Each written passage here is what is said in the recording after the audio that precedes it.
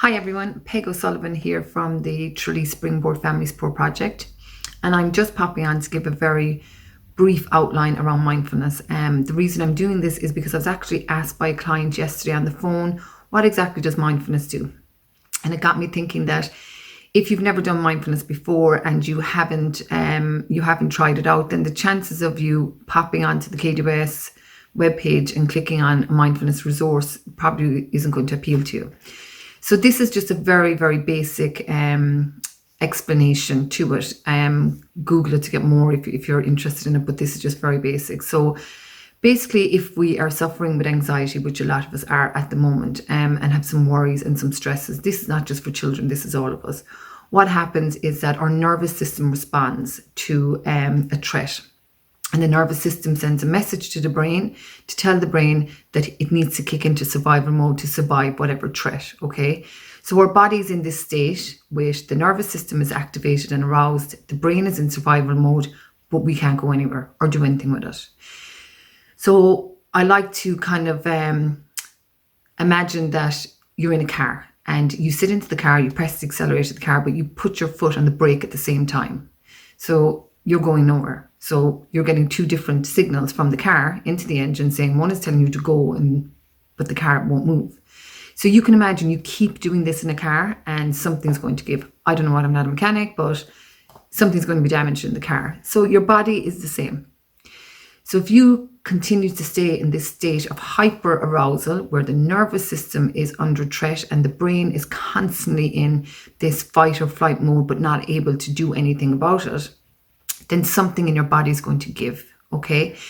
So some of the signs to be aware of would be, I wrote down a few here. Like you might be hypervigilant all the time, which is constantly on edge, constantly looking around, afraid of everything.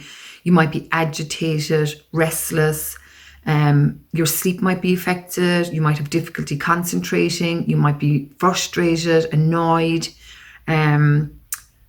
and aggression. So there are signs that we are in this heightened arousal state, okay? So what mindfulness does is, mindfulness brings us to the here and now, as in this very moment in time.